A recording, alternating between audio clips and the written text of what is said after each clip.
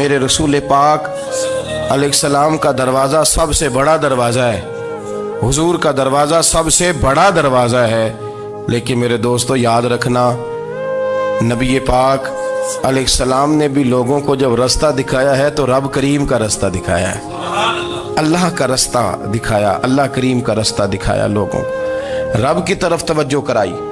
میرے رسول کریم سید عالم صلی اللہ تعالی علیہ وسلم نے لوگوں کی اللہ کی جانب توجہ کرائی اور لوگوں سے یہ کہا کہ وہ اپنے رب کریم کی جانب اپنا ذہن رکھیں، اپنی توجہ اپنے اللہ کی جانب مبذول کریں۔ میری بات کو اچھے طریقے سے سمجھیے گا، علم اللہ تبارک و تعالی عطا کرتا ہے تو اسے اللہ کی عطا ہی سمجھنا چاہیے۔ کچھ لوگوں کے پاس علم ہوتا ہے پر علم نافع نہیں ہوتا، وہ ٹامک ٹونجا مارتے رہتے ہیں ساری زندگی۔ علم کو اللہ کی عطا سمجھیں، اپنی عقل پر اپنے شعور پر زیادہ بھروسہ نہ سمجھیں، نظر اللہ پہ رکھیں۔ حضرت مولا علی شیر خدا کرم اللہ تعالی وجہہ الکریم سے کسی نے پوچھا تھا بڑا عالم کون ہوتا ہے؟ ہمارے ہاں تو اب وہ والے عالم پائے جاتے ہیں نا، اللہ ماشاءاللہ، جو ممبر پہ بیٹھتے ہیں تو دعوے ہی دعوے ہیں، ممبر پہ بیٹھتے ہیں تو دعوے ہی دعوے ہیں، اس طرح کے عالم ہمارے ہاں پائے جاتے ہیں۔ وہ ہر بات میں دعویٰ کرتے ہیں، میں یہ کر دوں گا، میں وہ کر دوں گا۔ یہ مزاج علماء کا نہیں۔ حضرت علی المرتضیٰ سے کسی نے پوچھا بڑا عالم کون ہوتا ہے؟ فرمایا بڑا عالم وہ ہوتا ہے کہ جسے مسئلے کا پتہ نہ ہو تو وہ کہہ دے مجھے نہیں پتا، میں پتہ کر کے بتاؤں گا، غلط بات بیان نہ کرے۔ امام مالک سے کسی نے کوئی مسئلہ پوچھا تو آپ فرمانے لگے مجھے اس سوال کا جواب نہیں آتا، ہمارے بزرگ سمجھاتے کیا ہیں؟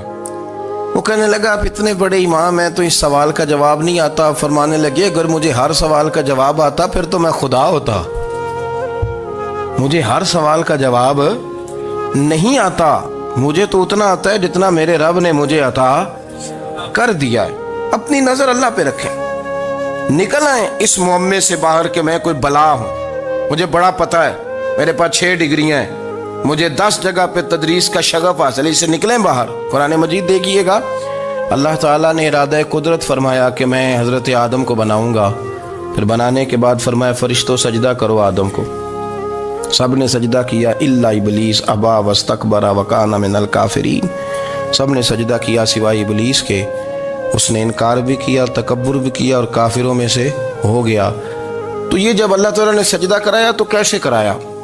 اللہ تبارک و تعالیٰ نے نا حضرت آدم کو علم سکھایا خود، وعلم آدم الاسماء کلہا، خود اللہ فرماتے ہیں کہ میں نے جناب آدم علیہ السلام کو تمام اشیاء کے نام سکھائے، سب اشیاء کے نام سکھائے۔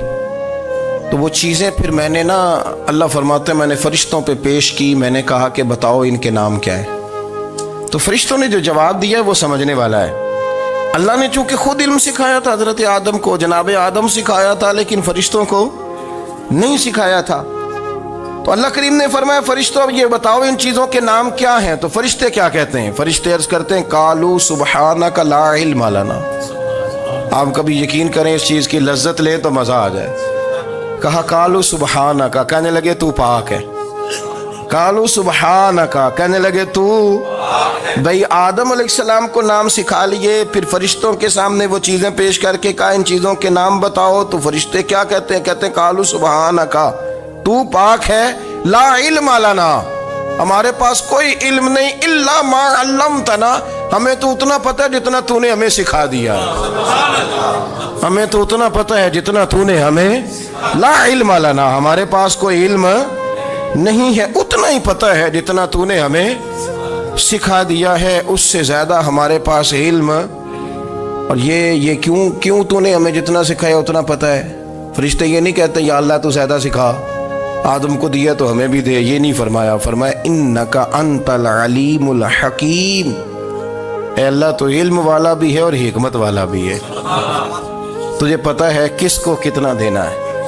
جتنا تو نے مناسب سمجھا جناب آدم کو دیا اور جتنا تو نے بہتر سمجھا وہ تو نے ہمیں عطا فرمایا۔ تو اگر آپ کے پاس علم ہے، کہیں نالج ہے، اس کو اللہ کی عطا سمجھے۔ ہمارے ہاں بہت سارے لوگ بن کے بیٹھ جاتے ہیں، میں اکثر کہتا ہوں کہ پھر وہ دعوے کرتے ہیں میرے علاقے والے جاہل ہیں، میرے شہر والے جاہل ہیں، میرے خاندان والے پڑھے نہیں، یہ آپ کا دعویٰ ہے، یہ آپ کو خراب کر دے گا۔ ہم نے بہت سارے ایسے لوگ دیکھے جو بہت بڑے عالم تھے، لیکن اللہ جب لینے پہ آیا تو عقل ہی لے گیا، شعور ہی چلا گیا، حافظے ختم ہو گئے۔ آپ دیکھتے ہیں بڑھاپے میں کچھ لوگ ایسے ہوتے ہیں کہ جن کو یہ بھی یاد نہیں رہتا کہ میرا نام کیا ہے، میں کہاں ہوں، مجھے کدھر جانا ہے۔ تو اس وقت سے اللہ کی پناہ مانگیں اور اپنی نظر اپنے رب کریم کی جانب رکھیں، اللہ کی جانب اپنی نظر کو مبذول رکھیں۔ دوسری بات، علم کے بعد ایک چیز آتی ہے جس کا نام ہے ہدایت، جس کا نام ہے تقویٰ، جس کا نام ہے پرہیزگاری، جس کا نام ہے عمل، عبادت، ریاضت۔ یہ بھی اسی وقت ہی نصیب ہوتی ہے جب میرا رب کریم نصیب فرما دیتا ہے۔ ہم نے نا نیکی کا اپنا اپنا سٹیٹس بنا لیا ہے، اپنا اپنا معیار بنا لیا ہے۔ کچھ لوگ کہتے ہیں کہ جناب مسجد میں سیمٹ کا توڑا دینے سے بہتر ہے کسی غریب کو آٹے کا تھیلا دے دو۔ اب اس نے اپنا مزاج بنا لیا نا نیکی کا، اس نے اپنا سٹیٹس بنا لیا۔ میرا یہ سوال ہے کہ نبی پاک صلی اللہ تعالیٰ علیہ وسلم جب مدینہ شریف آئے تھے تو حضور نے سب سے پہلے غریبوں میں آٹا تقسیم کیا تھا کہ سب سے پہلے مسجد بنائی تھی؟ کیا عجیب لوگوں کا رنگ ہے، اپنی مرضی کی ہدایت، اپنی مرضی کا تقویٰ، اپنی مرضی کا معیار۔ مسجد کوئی بڑا چھوٹا خطیب بھی میری طرح کا ہو نا تو وہ مسجد میں بیٹھ کے جب نبی پاک کی بات کرتا ہے تو کہتا ہے میرے رسول پاک غریبوں کا سہارا بن کے آئے۔ وہ غریبوں کی بات کرتا ہے، مسکینوں کی، لاچاروں کی، کمزوروں کی بات۔ تو مسجد ہی تو وہ ادارہ ہے جہاں سے غریبوں کی بات ہو رہی۔ تو اب لوگوں نے غریب کو اور مسجد کو لڑانا شروع کر دیا، اس کو لڑاؤ کہ مسجد میں پیسے دینے سے بہتر ہے آپ غریب کو آٹے کا تھیلا دے دیں۔ آپ یہ کیوں نہیں کہتے کہ مسجد میں بھی آپ توڑا دیں ایک سیمٹ کا اور ساتھ غریب کو بھی خدمت کریں؟ یہ کیوں نہیں تقویٰ؟ اپنی اپنی مرضی کا مزاج، اپنی اپنی۔ کچھ لوگ کہتے ہیں چھوڑو جی، ساری زندگی انسان نماز پڑھتا رہے اور پھر گالیاں بھی دیتا رہے، بندہ داڑھی بھی رکھ لے اور جھوٹ بولنا بھی نہ چھوڑے۔ تو یہ آپ نے اپنے پاس سے تقوی کا معیار بنایا۔ گالی دینے کا گناہ ہے اور داڑھی رکھنے کا ثواب ہے۔ تو اگر آپ داڑھی رکھے ہوئے ہیں اور آپ کوئی غلطی کر رہے ہیں تو اس سے آپ کی داڑھی کا ثواب ختم، اللہ کرے آپ کو سمجھ آئے میری بات۔ آپ کوئی غلطی کر رہے ہیں، داڑھی کا ثواب اس سے ختم، وہ اپنی جگہ پہ قائم ہے چیز۔ اپنی مرضی کا کیوں تقوی کا معیار بناتے ہیں؟ تقوی کا مزاج اپنی مرضی کا نہ بناؤ۔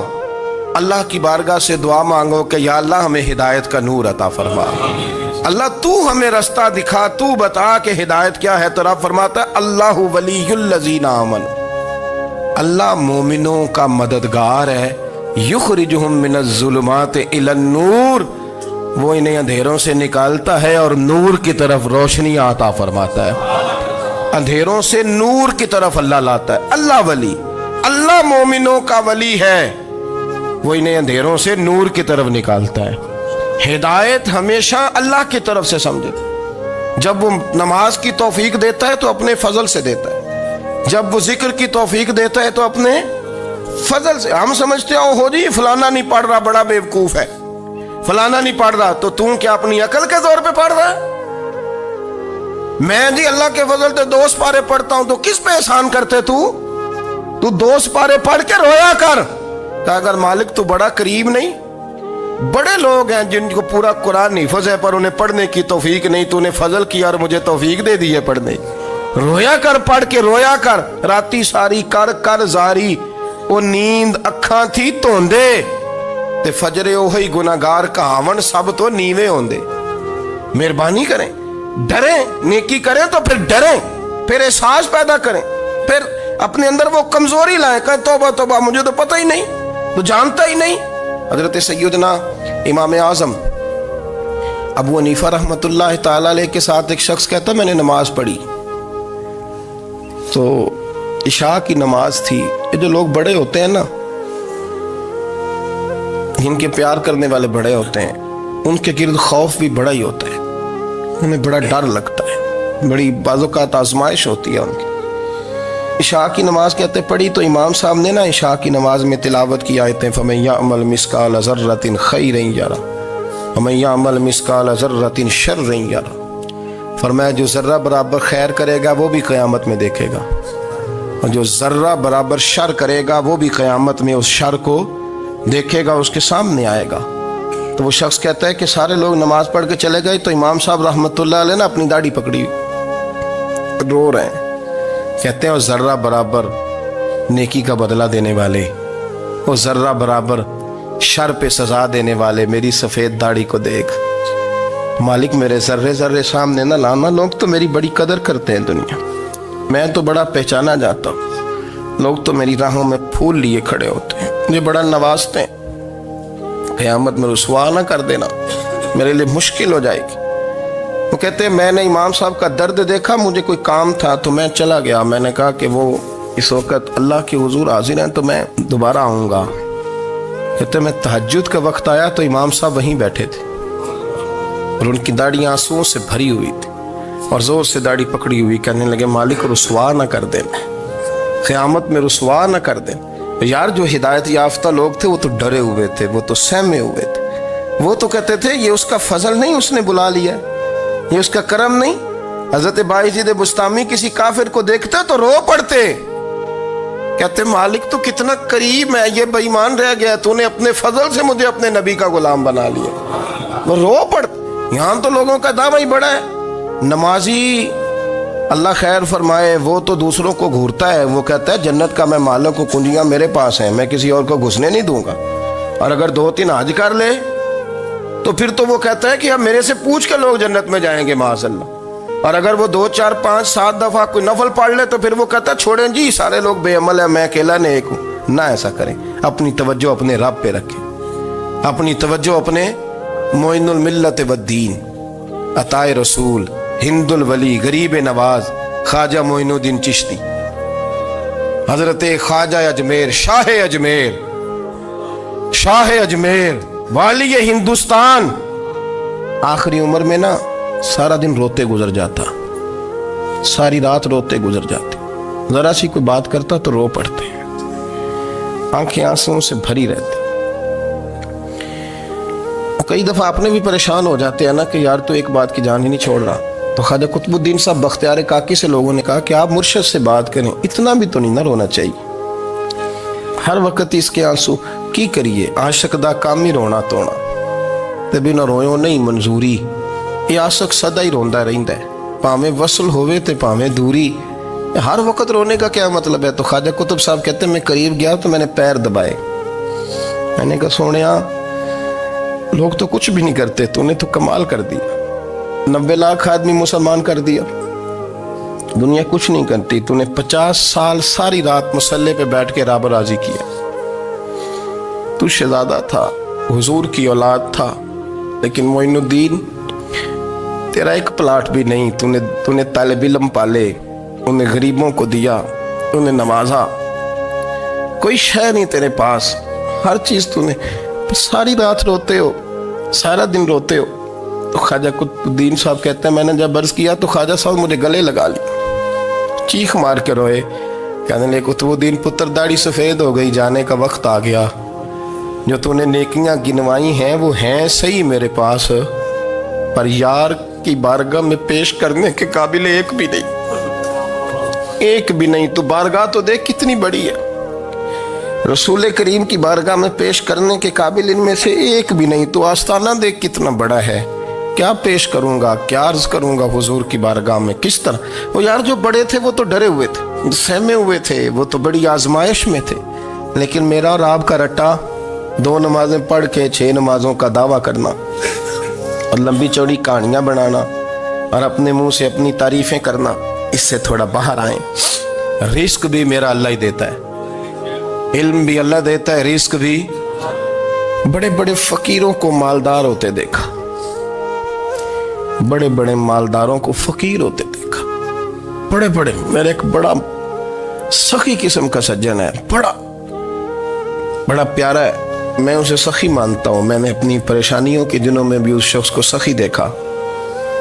ایک دن رات کو مجھے ٹیلی فون کر کے کہنے لگا کدھر ہو؟ میں نے کہا میں گھر ہوں. نہیں اکثر سفر میں ہوتے ہو نا؟ میں نے کہا طبیعت کیسی ہے؟ ٹھیک ہے، بس حال چال پوچھنا تھا. میں نے سمجھائی، میں نے کہا یار یہ کوئی مسئلہ ہے، ورنہ رات کے 2 بجے کوئی حال پوچھنے کو فون تو نہیں نہ کرتا. कोई मतलब ऐसा तो मसला नहीं ना। तो मैंने बैक कॉल की, मैंने कहा यार मेरी बात सुन, मसला क्या? कि नहीं कुछ नहीं दिल कर रहा था। मैं कहा मेरी गल सुन, रहे असी 4-5 साल कट्ठे, मैं तेन जानना, असल बात कर। कहने लगा मकान भी बड़ा है, सारा कुछ ठीक है, पर वो बड़ा ही बेनियाज है। कुछ हालात इस किस्म के आ गए हैं कि लोगों को बताऊं भी तो लोग मानने को तैयार नहीं। ज़्यादा नहीं, मुझे ना थोड़े से पैसों की ज़रूरत है, को 15-20 हज़ार अगर मिल जाएं, मेरी ज़रूरत। आप यकीन करें मैं रोता रहा सारी रात। मैंने कहा मेहरबाना तेरा किस तरह करांगे, इससे लेके ज़माना इस्तेमाल करता था, पर बेपरवाही वेख ना सज्जड़ दी, जिथे किसे दी पेश ना जावे, उन्हें ताजा वाले दर दर रोले ते मंगते तख्त बिठावे। सजना किसे नू कारा मिल दई, कोई काबे खाली आवे।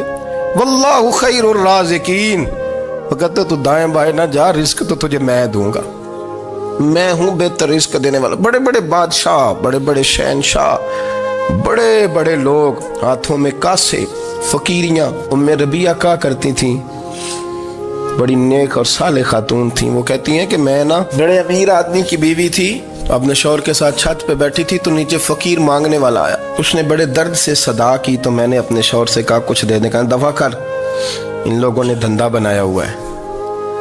कहती मैं मेके से भी बड़ा माल लेके आई थी, मेरे माँ बाप बड़े अमीर थे, तो मैंने ना चोरी अपने खामद से नज़र बचा के बाथरूम जाने के बहाने गई और नीचे जाके 5 दिनार मैंने उस फ़कीर की हथेली पे रखे। कहते उसने 5 दिनार देखे, फिर मेरी तरफ देखा तो मैंने उसकी आंखों में आंसू चमकते देखे। कहने लगे बीबी रब तेरा भला करे, मैं 3 दिनों का भूखा हूँ।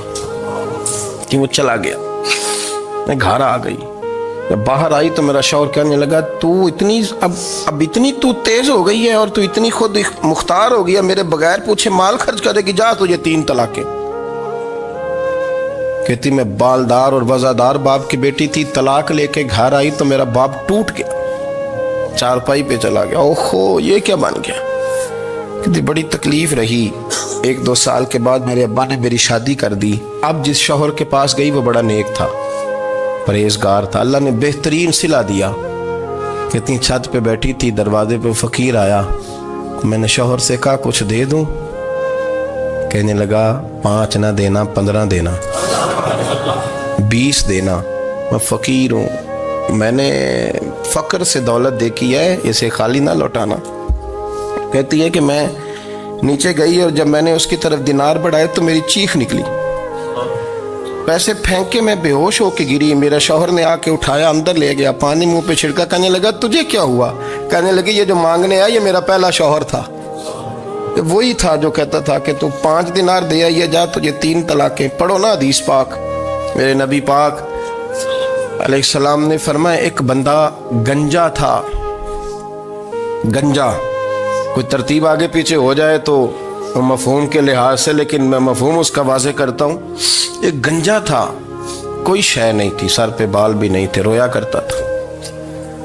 अल्लाह ताला ने फरिश्ते को भेजा, तुझे क्या चाहिए? तो कहने लगा बाल आ जाए और थोड़ा माल आ जाए। फरिश्ते ने हाथ फेरा तो बाल भी आ गए, तो बकरियां भी आ गईं, लाइनें लग गईं, माल ही माल हो गया। दूसरे के पास गया, वो कोड़ा था, उसको जाके कहा क्या चाहिए? कहने लगा शिफा हो जाए और कुछ अल्लाह ताला आसानी कर दे। शिफा भी हो गई, गायें भी दे दी, भैंसें भी दे दी, माल ही माल हो गई। फिर एक के पास गया, वो अंधा था, तुझे क्या चाहिए? उसने कहा आंखें मिलने और कुछ साथ अल्लाह माल दे दे। ऊंट ही ऊंट हो गए। जब बड़ा नवाज दिया तो फिर मालिक ने इम्तिहान लेने का इरादा किया। यारी तेरी सोना है पर आजमाइशां भी तेरियां अग, आजमाइशां तेरियां, सही कह रहा हूँ, आजमाइशां तेरियां, यारी तेरी सोना है पर आजमाइशां तेरियां। ये सोना परखिया जावंदा ही पहलो ना लगा दे लग। अल्लाह ने फरमाया आजमाइश करो। सबसे पहले गंजे के पास आए, उसे कहा अल्लाह के रास्ते में कुछ दे। कहने लगा मेरे खर्चे ही बड़े, देखो तो सही कितनी मुश्किल में वक्त गुजारता हूँ, हाल ही कोई नहीं। तो उसने कहा मैंने तो सुना है तू गंजा और भूखा नंगा था। कहने लगा मैं तो जल्दी पुश्ती रही से आजम हूँ, तुझे किस पागल ने कहा है भाग जा? उसने कहा अच्छा जैसे तू था वैसे ही हो जाए। खेत खलियान उजड़ गए, फिर से गंजा हो गया। हुजूर अलैहिस्सलाम फरमाने लगे, फिर वो उसके पास गया जो कोड़ा था, उसे कहा कुछ दे। कहने लगा खर्चे ही बड़े, اب پوچھ لیں کسی امیر آدمی سے، کہے گا چکی کے نیچے ہاتھ ہے میرا، میرے سے زیادہ تو اب پریشان بندہ ہی کوئی نہیں۔ کیا بتاؤں آپ کو، اتنا ٹیکس ہے، اتنا جرمانہ ہے، فلانی شے، بڑا کچھ گنواتے ہیں لوگ۔ اس نے کہا میں نے تو سنا تو پہلے کوڑا تھا۔ اس نے کہا جا دوڑ جا، میں تو رئیس اعظم ہوں، دادا بھی پردادا بھی اور ساری نسل ہی۔ اس نے کہا اچھا جیسے تو تھا ویسے ہی ہو جائے۔ پھر وہ گیا اندھے کے پاس اور جا کے کہا اللہ کے نام پہ کچھ دے۔ تو کہنے لگا رب کے نام پہ؟ یہ کھڑے ہیں اونٹ جتنے تیرے دل کرے لے دا۔ اس نے کہا کیا معنی اس بات کا؟ کہنے لگا یار تجھے کیا بتاؤں، میں تو اندھا تھا، میں نے تو کبھی دنیا دیکھی نہیں تھی، پھر اس کریم نے فضل کیا تو مجھے بڑا کچھ دکھایا۔ میں کیا بتاؤں، میرا دل کر رہا ہے کہہ دوں کہ پھر اس نے کعبہ دکھایا، پھر اس نے روضہ رسول دکھایا، پھر اس نے ریاض الجنہ کے سجدے دکھائے، پھر اس نے اپنے محبوب کے دروازے کی رونقیں دکھائیں۔ اس نے بڑا کچھ دیا، اس نے بڑا نوازا۔ میرے پاس تو شاید میں بدکار پرانا خادم، کسے در ملی نہ ٹوئی، ایت واصف یار نے نظر جو کی تھی، پھر واصف ہی ہوئی۔ یہ تو اس کا کرم ہوا۔ تو یہ وہ کہنے لگا تو اللہ کے نام پہ جان مانگ، میں وہ بھی دینے کو تیار۔ میرے پاس تو شے کوئی نہیں تھی، مجھے تو اپنا پتہ ہے، میں تو کوئی شے نہیں تھا، کچھ نہیں تھا میرے پاس۔ یہ تو ان کا کرم ہے کہ رخ ان کا ادھر ہے، اور مختصر سی میری کہانی ہے، یہ جو بھی ہے ان کی مہربانی ہے۔ تو وہ کہنے لگا میں بھی کچھ لینے نہیں آیا تھا، تیری آزمائش ہی کرنے آیا تھا، تیری عزتیں بھی سلامت رہیں گی، تیرا مال بھی سلامت رہے گا، تیری شفا بھی۔ اپنی زندگی میں کبھی بھی اللہ کی بارگاہ سے توجہ ادھر ادھر نہ کریں، چھوڑیں لوگ کیا کر رہے ہیں، دنیا کیا کہہ رہی، کبھی بھی اپنی توجہ دائیں۔ ہمارا یہ مسئلہ بن گیا کہ ہماری سیاست ہے، ہماری دنیا داری ہے، ہم بندوں کو راضی کرنا چاہتے ہیں، ہم دیکھتے ہیں کون کس طرح، اور آپ یقین کریں آپ تھک جائیں گے، بندے راضی نہیں ہوں گے، وہ نہیں راضی ہوتے۔ آپ ان کو منا کے لائیں گے تو ادھر والے نکل جائیں گے، ادھر کو منائیں گے تو ادھر والے نکل جائیں گے۔ اس چکر سے باہر آئیں، اس رب کو راضی کریں جو فرماتا ہے ان الذین آمنوا وعملوا الصالحات سیجعل لهم الرحمن ودا۔ فرمایا تو ایمان لانے کے بعد نیک عمل کر، میں لوگوں کے دلوں میں تیری محبت پیدا کر دوں گا۔ رحمان لوگوں کے دلوں میں محبت ڈال دے گا، اللہ لوگوں کے دلوں میں۔ اپنی نظر ہمیشہ اپنے رب پہ رکھیں، اتنی لمبی چوڑی دنیا داروں سے امیدیں نہ وابستہ کریں۔ میں نے دیکھا ہے لوگ کاسا لیسی کرتے ہیں، کبھی اس کے دروازے پہ کبھی اس کے دروازے پہ۔ ان چکروں سے باہر آئیں اور اپنے رب کی بارگاہ کی طرف توجہ کریں، استغفار شوق سے پڑھا کریں، اور اکیلے میں نہ، اکیلے میں۔ حضرت رئیس المتکلمین مولانا نقی علی خان صاحب رحمۃ اللہ نے لکھا ہے کہ فرعون 500 سال حکومت کر گیا، یہاں تو 5 سال کی حکومت کی پیر لڑکھڑاتے ہیں، 500 سال۔